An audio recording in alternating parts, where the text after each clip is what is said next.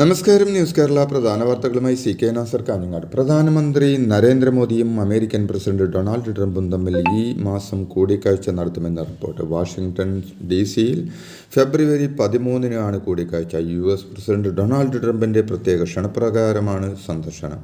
ഈ മാസം 12, 13 തീയതികളിലാണ് മോദി അമേരിക്ക സന്ദർശിക്കുന്നത്. ഫ്രാൻസ് സന്ദർശനത്തിന് ശേഷം ഫെബ്രുവരി 12-ന് വൈകുന്നേരമാണ് മോദി അമേരിക്കയിലെത്തുക. 2 ദിവസം അവിടെ തങ്ങുന്ന മോദിക്ക് വൈറ്റ് ഹൗസ് സന്ദർശനമടക്കം മറ്റ് ഔദ്യോഗിക പരിപാടികളുമുണ്ട്. മോദിക്ക് വൈറ്റ് ഹൗസിൽ അത്താഴ വിരുന്നൊരുക്കുമെന്നും സൂചനയുണ്ട്. അമേരിക്കയിലേക്കുള്ള ഇന്ത്യൻ ഉൽപ്പന്നങ്ങളുടെ കയറ്റുമതി, തീരുവയിലും അനധികൃത കുടിയേറ്റ വിഷയത്തിലും പ്രധാനമന്ത്രിയും അമേരിക്കൻ പ്രസിഡന്റും തമ്മിൽ നടക്കുന്ന കൂടിക്കാഴ്ചയിൽ ചർച്ച നടക്കുമെന്നാണ് കരുതുന്നത്. UPIക്കോ NDAക്കോ രാജ്യത്തെ തൊഴിലില്ലായ്മ പരിഹരിക്കാൻ കഴിഞ്ഞിട്ടില്ലെന്ന് പ്രതിപക്ഷ നേതാവ് Rahul Gandhi. Make in India എന്ന ആശയം നല്ലതായിരുന്നെങ്കിലും ഇത് നടപ്പാക്കുന്നതിൽ പ്രധാനമന്ത്രി നരേന്ദ്രമോദി പരാജയപ്പെട്ടെന്നും അദ്ദേഹം ലോക്സഭയിൽ പറഞ്ഞു. അതിവേഗം വളർന്നിട്ടും തൊഴിലില്ലായ്മ പരിഹരിക്കാനായില്ല എന്നത് നമ്മൾ നേരിടുന്ന സാർവത്രികമായ പ്രശ്നമാണെന്നും രാജ്യത്തെ ഉൽപ്പാദന മേഖലയുടെ വിഹിതം 2014 15.3% നിന്ന് ഇന്ന് 12.6%-ലെത്തിയിരിക്കുന്നുവെന്നും 60 വർഷത്തെ ഏറ്റവും കുറഞ്ഞ നിരക്കാണിതെന്നും രാഹുൽ പറഞ്ഞു. കേന്ദ്രം ഭരിക്കുന്ന BJP സർക്കാർ കേരളത്തെ അവഗണിക്കുന്നതിൽ വലിയ പ്രതിഷേധം രേഖപ്പെടുത്തേണ്ടതുണ്ടെന്നും ഒരു സംസ്ഥാനത്തെ അവകാശപ്പെട്ടതാണ് നിഷേധിക്കുന്നതെന്ന് മുഖ്യമന്ത്രി പിണറായി വിജയൻ പറഞ്ഞു. കേരളത്തോട് എന്തുമാകാമെന്ന നിലപാടാണ് കേന്ദ്രത്തിനെന്നും എയിംസ് ഇതുവരെ കേരളത്തിന് നൽകിയില്ലെന്നും വിഴിഞ്ഞം തുറമുഖത്തിന് ഒരു സഹായവും നൽകിയില്ലെന്നും വയനാടിൻ്റെ കാര്യത്തിലും യാതൊരു പ്രഖ്യാപനവും നടത്തിയില്ലെന്നും വന്യജീവി സംഘർഷം ഇല്ലാതാക്കാനുള്ള സഹായം ചോദിച്ചിട്ടും കേട്ട ഭാവമില്ലെന്നും സംസ്ഥാനത്തിൻ്റെ ഭാഗമാകേണ്ടവർ വിഘടന്യായങ്ങൾ പറയുന്നുവെന്നും അദ്ദേഹം കുറ്റപ്പെടുത്തി. കണ്ണൂരിൽ CPM ജില്ലാ സമ്മേളനത്തിൻ്റെ സമാപന സമ്മേളനത്തോടനുബന്ധിച്ച് പൊതുസമ്മേളനം ഉദ്ഘാടനം ചെയ്ത് സംസാരിക്കുകയായിരുന്നു അദ്ദേഹം.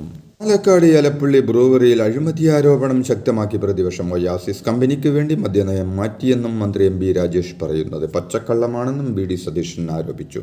2023-ൽ കേരളത്തിൽ മദ്യനിർമ്മാണശാല തുടങ്ങാൻ ഒയാസിസ് കമ്പനി IOCയിലും അപേക്ഷ നൽകിയെങ്കിലും ഒയാസിസ് കമ്പനിയും എക്സൈസ് മന്ത്രിയുമായി ഡീൽ നടന്നുവെന്നും MB രാജേഷുമായി കവിത ചർച്ച നടത്തിയെന്നും BD സതീശൻ പറഞ്ഞു. ലൈംഗിക പീഡന കേസിൽ മുകേഷ് MLA-ക്കെതിരെ കുറ്റപത്രം സമർപ്പിച്ചതിൽ പ്രതികരണവുമായി സംസ്ഥാന വനിതാ കമ്മീഷൻ അധ്യക്ഷ P. സതീദേവി. മുകേഷ് നിയമപരമായി രാജിവെക്കേണ്ടതിൻ്റെ ആവശ്യമില്ലെന്നും കോടതി കുറ്റക്കാരൻ ആണെന്ന് കണ്ടെത്തിയാൽ മാത്രം രാജിവെച്ചാൽ മതിയെന്നും അവർ വ്യക്തമാക്കി. അതേസമയം ധാർമ്മികതയുടെ പേരിൽ രാജി വേണമെന്ന് തീരുമാനിക്കേണ്ട മുകേഷ് ആണെന്നും സതീദേവി ചൂണ്ടിക്കാട്ടി. നടിയുടെ ലൈംഗികാതിക്രമ പരാതിയിൽ നടനും MLA-യുമായ മുകേഷിനെ കുറ്റക്കാരനാണെന്ന് കോടതി കണ്ടെത്തിയാൽ സർക്കാരിൻ്റെ ഭാഗത്തുനിന്ന് ഒരംശം പോലും ഇളവ് കൊടുക്കില്ലെന്ന് CPM നേതാവ് PK ശ്രീമതി. CPM കണ്ണൂർ ജില്ലാ സമ്മേളനത്തിലെ മുകേഷ് വിഷയത്തിൽ മാധ്യമങ്ങളോട് സംസാരിക്കുകയായിരുന്നു അവർ. PP ദിവ്യയെ കണ്ണൂരിലും തള്ളിപ്പറഞ്ഞ മുഖ്യമന്ത്രി പിണറായി വിജയൻ അവനവൻ ചെയ്യുന്നതിൻ്റെ ഫലം അവനവൻ തന്നെ അനുഭവിക്കണമെന്നായിരുന്നു മുഖ്യമന്ത്രിയുടെ പ്രതികരണം. പാർട്ടി അംഗത്തിന് നിരക്കാത്ത പെരുമാറ്റമെന്നും പിണറായി നിലപാട് വ്യക്തമാക്കി. CPM ജില്ലാ സമ്മേളനത്തിലെ മറുപടി പ്രസംഗത്തിലാണ് മുഖ്യമന്ത്രിയുടെ വിമർശനം. ഈഴവർക്ക് CPM-ലും കോൺഗ്രസിലും അവഗണനയാണെന്നും കസേരയ്ക്ക് ഭീഷണി വരുമ്പോൾ മാത്രമാണ് സമുദായ ചിന്തയെന്ന് SNDP യോഗം ജനറൽ സെക്രട്ടറി വെള്ളാപ്പള്ളി നടേശൻ പറഞ്ഞു. SNDP യോഗത്തിൻ്റെ മുഖപത്രമായ യോഗനാഥത്തിലാണ് വെള്ളാപ്പള്ളി നടേശൻ്റെ വിമർശനം. കോൺഗ്രസ് ഈഴവരെ വെട്ടി നിർത്തുകയാണെന്നും നിലവിൽ സമുദായത്തിനുള്ളത് കെ ബാബു എന്ന MLA മാത്രമാണ്.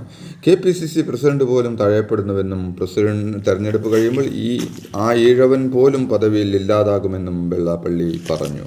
ബാലരാമപുരത്ത് കൊല്ലപ്പെട്ട 2 വയസ്സുകാരി ദേവേന്ദുവിൻ്റെ അമ്മ ശ്രീധുവിൻ്റെ സാമ്പത്തിക തട്ടിപ്പിനെക്കുറിച്ചുള്ള കൂടുതൽ വിവരങ്ങൾ പുറത്ത്. വ്യാജ നിയമന ഉത്തരവ് നൽകാൻ ശ്രീധുവിന് പുറത്തുനിന്ന് സഹായം ലഭിച്ചതായി പോലീസ് വ്യക്തമാക്കി. തട്ടിപ്പിന് സഹായിച്ചവരുടെ വിവരങ്ങൾ ശ്രീധു പോലീസിന് കൈമാറിയിട്ടുണ്ട്. കുറ്റപത്രത്തിൽ കാര്യത്തിൽ ശ്രീധു ഒറ്റക്കല്ലെന്ന നിഗമനത്തിലാണ് പോലീസ് എത്തിച്ചേർന്നിരിക്കുന്നത്.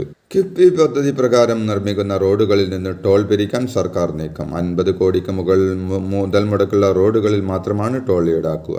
ഇതു സംബന്ധിച്ച തീരുമാനം മുഖ്യമന്ത്രിയുടെ അധ്യക്ഷതയിൽ ചേർന്ന മന്ത്രിതല സമിതി അംഗീകരിച്ചു. നിയമ ധനമന്ത്രിമാരാണ് യോഗത്തിൽ പങ്കെടുത്തത്. വഖഫ് നിയമ ഭേദഗതിയിൽ JPCയെ പോലും കേന്ദ്ര സർക്കാർ നോക്കുകുത്തിയാക്കി വഖഫിന്റെ അന്തസ്സത്ത തകർക്കും വിധമാണ് തീരുമാനമെടുത്തതെന്ന് മുസ്ലിം ലീഗ് പാർട്ടി ലീഡറും ദേശീയ ഓർഗനൈസിംഗ് സെക്രട്ടറിയുമായ ET മുഹമ്മദ് ബഷീർ MP പറഞ്ഞു. JPC റിപ്പോർട്ടിനെയും അതിന്റെ തുടർ നടപടികളെയും കീഴ്മേൽ മറിക്കുന്നതാണ് ഇന്നലെ മുതൽ പുറത്തു വന്നുകൊണ്ടിരിക്കുന്ന മാധ്യമ വാർത്തകളുടെ അന്തസ്സത്ത എന്നും അദ്ദേഹം പറഞ്ഞു. ഇനി CPMലേക്കില്ലെന്ന് കൂത്താട്ടുകുളം നഗരസഭാ കൗൺസിലർ കല രാജു. കൗൺസിലർ സ്ഥാനം രാജിവെക്കില്ലെന്ന് പറഞ്ഞ കല ഇന്നലെ കൗൺസിൽ യോഗത്തിൽ പങ്കെടുത്തു. നിലപാടിൽ ഉറച്ചു നിൽക്കുമെന്നും ഭരണപക്ഷം എതിർക്കപ്പെടേണ്ട തീരുമാനങ്ങൾ കൊണ്ടുവന്നാൽ എതിർക്കുമെന്നും കല രാജു പറഞ്ഞു. കൂത്താട്ടുകുളം നഗരസഭാ കൗൺസിൽ യോഗത്തിൽ ബഹളം. അടിയന്തര പ്രമേയത്തിന് UDF അംഗങ്ങൾ നൽകിയ നോട്ടീസിന് അനുമതി നൽകാതെ ചർച്ചയിലേക്ക് കടന്നതോടെയാണ് ബഹളമായത്. UDF അംഗങ്ങൾ നഗരസഭാ അധ്യക്ഷയുടെ രാജി ആവശ്യപ്പെട്ട് പ്ലക്കാർഡുകളും കയ്യിലേന്തി പ്രതിഷേധിച്ചു. UDF അംഗങ്ങൾക്കൊപ്പം CPM അംഗമായ കലാരാജുവും പ്രതിഷേധിച്ചു. CPMന്റെ കണ്ണൂർ ജില്ലാ സെക്രട്ടറി MP ജയരാജൻ തുടരും. MP നികേഷ് കുമാറും SFI സംസ്ഥാന അധ്യക്ഷ K അനുശ്രീയും ഉൾപ്പെടെ 11 പേർ ജില്ലാ കമ്മിറ്റിയിൽ പുതുതായി അംഗമാകും. മെട്രോ അങ്കമാലിയിലേക്ക് നീട്ടാനുള്ള നടപടികൾക്ക് തുടക്കമിട്ട് KMRL. അങ്കമാലിയിലേക്ക് പുതിയ മെട്രോ പദ്ധതിക്കായി പദ്ധതി രേഖ തയ്യാറാക്കാൻ കൺസൾട്ടൻസികളെ ക്ഷണിച്ച് ടെൻഡർ വിളിച്ചു. നെടുമ്പാശ്ശേരി വിമാനത്താവളത്തിലേക്കുള്ള മെട്രോ ഭൂഗർഭപാത എന്ന നിലയിൽ വിഭാവനം ചെയ്യാനാണ് ലക്ഷ്യമിടുന്നത്. 18 കിലോമീറ്റർ ദൈർഘ്യമുള്ള പാത എന്നതാണ് അങ്കമാലിയിലേക്ക് മെട്രോ വികസിപ്പിക്കുമ്പോഴുള്ള KRMLന്റെ പ്രാഥമിക പദ്ധതി. സ്വന്തം താമസ സ്ഥലത്തെ ഫ്ളാറ്റ് സമുച്ചയത്തിൽ 26-ാം നിലയിൽ നിന്ന് 9ാം ക്ലാസ് വിദ്യാർത്ഥി മെഹർ ചാടി ജീവനൊടുക്കിയ സംഭവത്തിൽ മൊഴിയെടുപ്പ് ആരംഭിച്ചു. കാക്കനാട് കളക്ടറേറ്റിൽ വെച്ചാണ് പൊതുവിദ്യാഭ്യാസ ഡയറക്ടർ ES ഷാനവാസ് മെഹറിൻ്റെ മാതാപിതാക്കളുടെയും ഗ്ലോബൽ സ്കൂൾ അധികൃതരുടെയും മൊഴിയെടുക്കുന്നത്. മെഹർ മുൻപ് പഠിച്ചിരുന്ന ജെംസ് സ്കൂൾ അധികൃതരിൽ നിന്നും മൊഴി രേഖപ്പെടുത്തും. കേന്ദ്രം ഭരിക്കുന്ന BJP സർക്കാർ കേരളത്തെ അവഗണിക്കുന്നത് വലിയ പ്രതിഷേധം രേഖപ്പെടുത്തേണ്ടതുണ്ടെന്നും ഒരു സംസ്ഥാനത്തിന് അവകാശപ്പെട്ടതാണ് നിഷേധിക്കുന്നതെന്നും മുഖ്യമന്ത്രി പിണറായി വിജയൻ.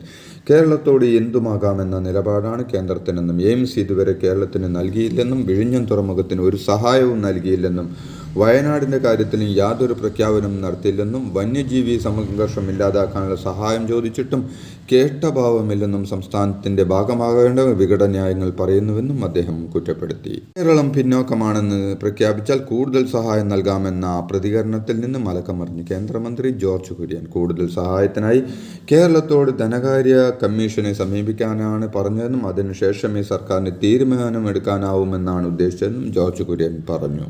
അടുത്ത നിയമസഭാ തെരഞ്ഞെടുപ്പിൽ 100-ലേറെ സീറ്റുകൾ നേടി ഇടതുപക്ഷം അധികാരത്തിൽ വരുമെന്ന് CPM സംസ്ഥാന സെക്രട്ടറി MP ഗോവിന്ദൻ പറഞ്ഞു. ഒരു പാർട്ടി നേതാവുമല്ല, ജനങ്ങളാണ് അനിവാര്യമായതെന്നും ശരിയായ ഒരു നിലപാടിനെയും പാർട്ടി അംഗീകരിച്ചിട്ടില്ലെന്നും MP ഗോവിന്ദൻ വ്യക്തമാക്കി. മുസ്ലിം ലീഗ് ഉൾപ്പെടെയുള്ളവർ ജമാഅത്ത് ഇസ്ലാമിയുടെയും SNDPയുടെയും തടവിലാണെന്നും അദ്ദേഹം CPM കണ്ണൂർ ജില്ലാ സമ്മേളനത്തിൻ്റെ സമാപന യോഗത്തിൽ കൂട്ടിച്ചേർത്തു. ഇതോടെ ഇന്നത്തെ പ്രധാന വാർത്തകൾ സമാപിച്ചു. നന്ദി, നമസ്കാരം.